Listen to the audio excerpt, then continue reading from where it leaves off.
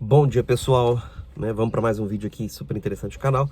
Antes disso, quero só fazer uma divulgação aqui, não só de alguns canais, mas como alguns canais são agora parceiros aqui conosco no canal, e também das lives que nós vamos fazer. Então amanhã, já temos uma live aqui no canal, com 4 canais, ok? Vai ser uma super live. O tema vai ser sobrevivencialismo, survival, ou preppers. E nós vamos falar sobre isso abordando uma forma bíblica, histórica e contextual atual, ok? Então, e no domingo também teremos uma super live, tá? No domingo, no horário do Brasil, às 4 da tarde, no horário daqui de Portugal, às 8 da noite, ok? No canal da irmã Luana Martins, que é um dos canais parceiros, tá aqui do lado, canal da irmã Luana Martins. Vou deixar os links desses canais aqui na descrição do vídeo e dos próximos vídeos, ok? Mas também temos aqui os canais parceiros que irão participar das duas lives, né? Que é o canal de dentro do lado de fora, né? Nosso amigo Gustavo, o canal do Akira, canal do Nada, Filosofia Terra Plana, né? Então vai aparecer aqui do lado os canais. O canal Sétima Visão também, tá? O canal Ciência Natural também, do Juca. Então, esses canais que estão aqui, que vão estar passando aqui do lado, o canal Nobre Reino, nosso amigo lá do Nobre Reino, também aqui do lado, são canais parceiros, tá? E canais que vão estar fazendo lives constantemente conosco aí, né? Abordando vários assuntos atuais. Temos escatologia, sobre cosmologia bíblica, visão bíblica do fim dos tempos, sobre sobrevivencialismo e temas relevantes para o nosso atual. Também temos histórico, né? Vamos falar sobre história, sobre coisas que afetaram então o nosso convívio nos dias atuais. Então temos muitos temas relevantes, ok? Mas principalmente sobre cosmologia bíblica, que eu acho que é o tema que nós vamos mais falar aqui nesse canal, tá? Nesses dias agora atuais. As lives vão ser mais sobre isso, então prepare aí para uma maratona de live que nós vamos ter, tá bom? Então, sem mais delongas, vamos para o vídeo. É verdade. Então, pessoal, vamos lá para a questão do vídeo de hoje, que eu quero tratar exatamente sobre um contexto histórico, sobre a questão dos cavaleiros, senão você não consegue compreender a dimensão do que é essa separação entre os selos, as trombetas e as taças, que são eventos distintos. Eu já falei isso aqui, que eu acredito ser cronológico. O livro de Apocalipse não é algo para ser confuso. O nosso Deus não é um Deus de confusão, mas é um Deus de revelação, e esse foi o principal motivo, do Espírito Santo pedir para que o apóstolo João escrevesse esse livro, para revelar aos santos aquilo que o Senhor havia feito, estaria fazendo e faria no futuro, porque o Apocalipse é isso, é um livro de passado, presente e futuro. E nós não podemos, então, ignorar o passado, ok? Por isso que existem linhas de interpretação escatológicas bem distintas e diferentes, e eu quero citar aqui uma delas que é bem forte, que é uma interpretação preteriça, que fala muito do passado, que eu não compartilho, mas eu acredito sim que são padrões que se repetem, porque esses cavaleiros, já atuam sobre a Terra isoladamente, mas houve um período da história da humanidade chamado então de época das trevas, ou Idade Média, ou Idade das Trevas, que aconteceu entre o século V e o século XIV, que foi um período de 1000 anos. Olha bem o detalhe, 1000 anos, chamado de período das trevas, tá?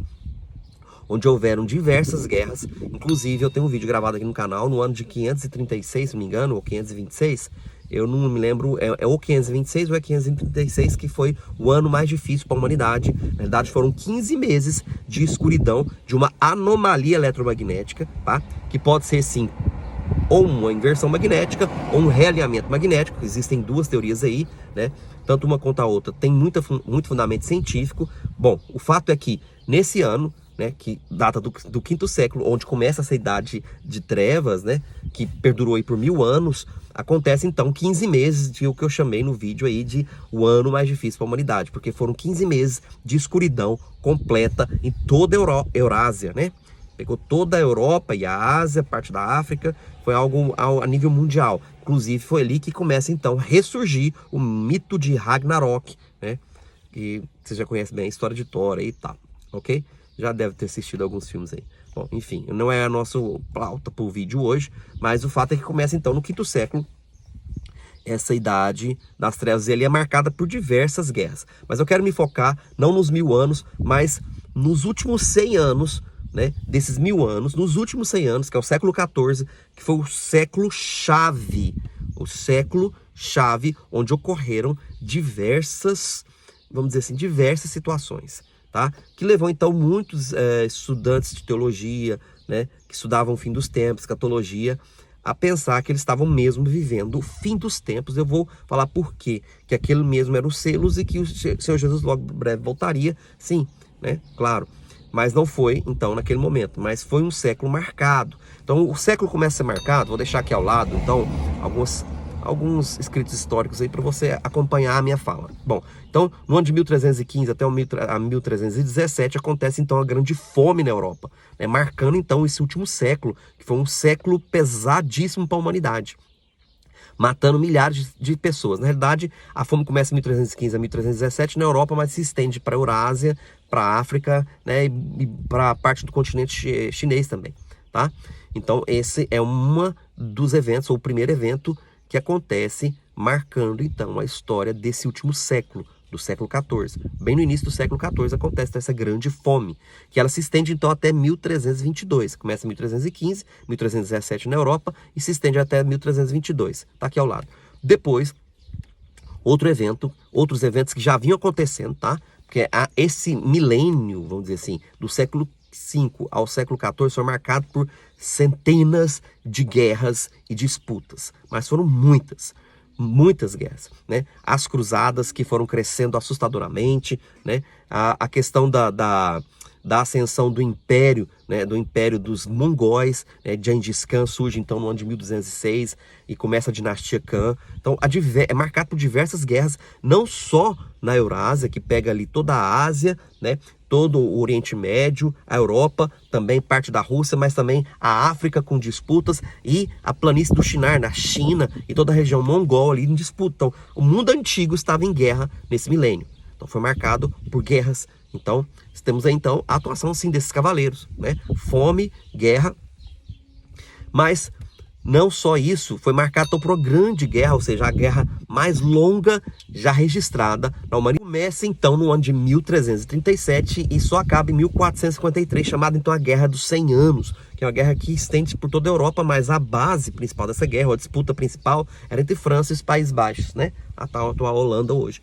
Então, foi marcado então por essa grande guerra, né, que no mesmo período, né, dessa grande fome, dessa grande guerra e dessas diversas guerras que estavam sido travadas, acontece então um mega evento, grande evento, essa grande, vamos dizer assim, peste negra que se alastra, né, por toda a Eurásia, África, pela planície do Shinar, tudo, por toda a região, né, onde a população, vamos dizer assim, a população mundial se concentrava aqui toda nessa região, ok?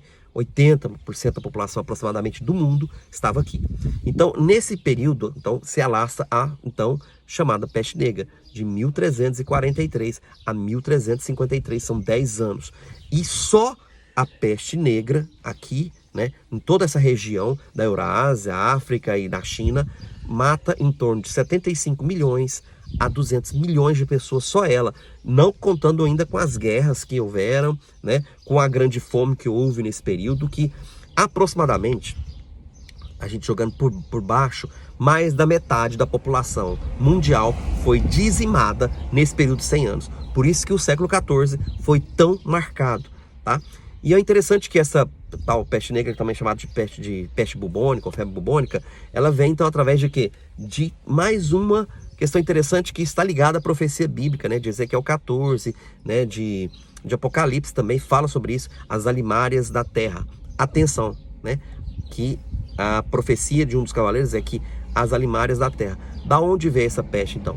Dos ratos, da proliferação de uma praga de ratos, né, de pulgas, né, de pulgas e tal, que se então alastra por toda essa região, né, através então de bactérias, né, bactérias que estavam presentes ali neles, infectadas. Então alastra então a famosa então peste bubônica, entende? Então esse é o contexto histórico, eu estou trazendo aqui para você um contexto histórico que levou então todo mundo antigo a já pensar que estava vivendo então o fim dos tempos, tá? Como hoje acontece. Então é um contexto histórico, é plausível e é necessário a gente avaliar isso, tá? Mas por que então que não foi o fim dos tempos? Eis a pergunta, eis a questão, e eis então as profecias que não se cumpriram, né? Que não eram então o ápice dos cavaleiros, né? Eles estavam atuando, sim, atuaram durante ao longo dessa história que eu contei para você, mas eles continuam atuando. Mas especificamente, quando é que seria mesmo o princípio dessas dores, né? E o que marcaria então, ocasionalmente, que isso tudo, né, que deveria acontecer, aconteceria? Bom, então deveria acontecer então num curto espaço de tempo, tá? Não ao longo de 100 anos, porque isso que eu falei para você foi ao longo de 100 anos. Na verdade, 1000 anos e os últimos 100 anos foi caracterizado por isso, ok? E se você for contar também ao longo dos últimos 100 anos, aí aconteceram diversas coisas agora no nosso século, né? Mas isso deveria acontecer no curto espaço de tempo, tá? Os 4 cavaleiros atuando, deveria acontecer num curto espaço de tempo, só que a visão dos cavaleiros, ela é mais ampla pela questão do que está por entrelinhas do texto bíblico. Nas entrelinhas do texto bíblico, você percebe que a questão dos 4 cavaleiros, ou do princípio das dores que Jesus cita em Mateus 24, é exatamente uma: controle completo populacional, tá? Controle de toda a raça humana. É o que visa, então, esses 4 cavaleiros do Apocalipse. Até então, por isso que isso não aconteceu no passado, tá? Tem acontecido agora no presente. E tem que acontecer isso num curto espaço de tempo. Por isso que eu creio que hoje nós vivemos um tempo assim, tá? Um tempo assim. Marcado por isso, por tudo que tem acontecido hoje, num curto espaço de tempo, que a visão é controle. A questão das mortes que vão ocorrer, ou as situações mais dramáticas que vão ocorrer, seria a partir do 4º selo, tá? Que isso iria ser um agravante, porque o 4º selo seria a atuação dos 4 cavaleiros ao mesmo tempo, num espaço de tempo bem curto, né? Com as 4, né, pragas que ali estão. As alimárias, com pragas que vinham através dela, né?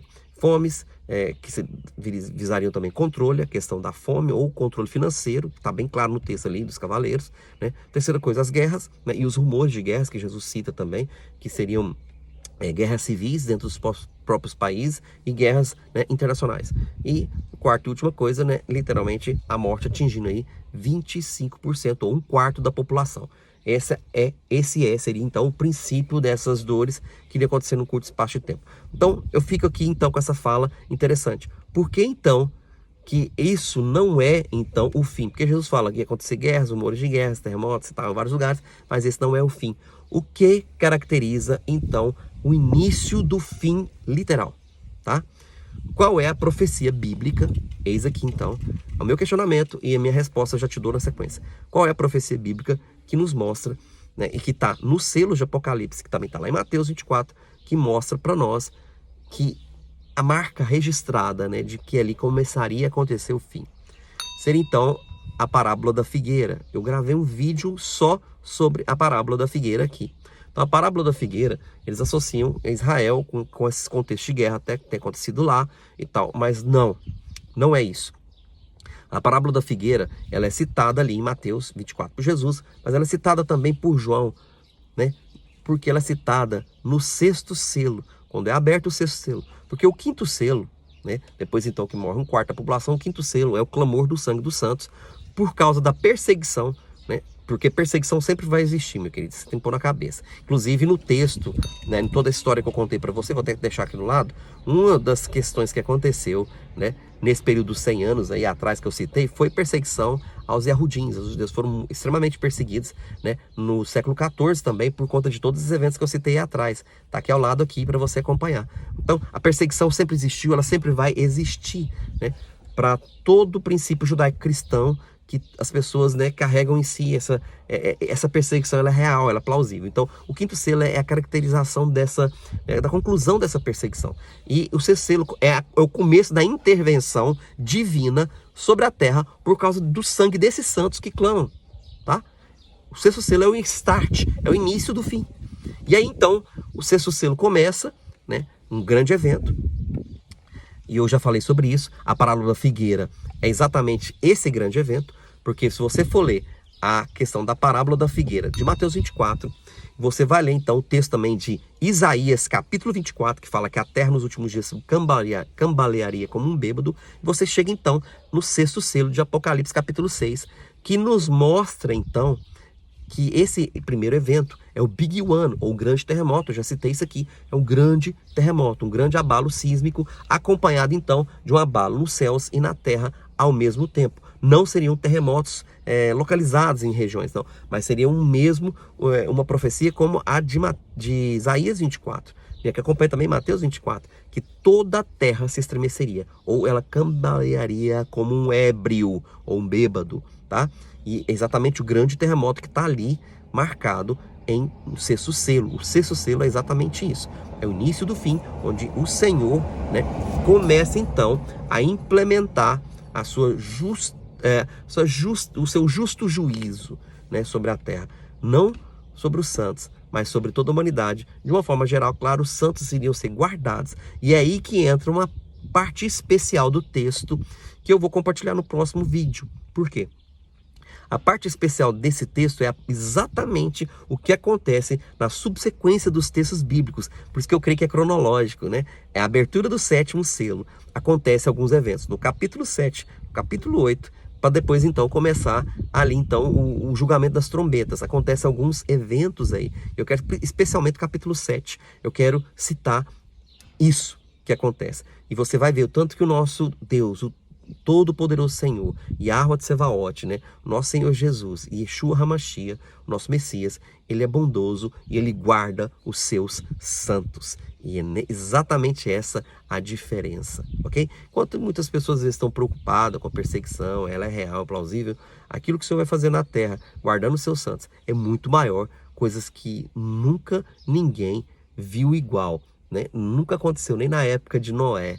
É exatamente esse o texto que ele nos deixa, ok? Então eu vou entrar nessa parte, né, do 7º selo para o start do início das trombetas, e você vai ver que são eventos distintos. Eu já falei isso aqui, né, que por ocasião do 6º selo, né, do 4º selo e até o 6º selo, morre então 1/4 da população, e por ocasião das trombetas ali, 1/3 da população, né, trazendo para nós aqui são eventos completamente distintos uns dos outros, ok?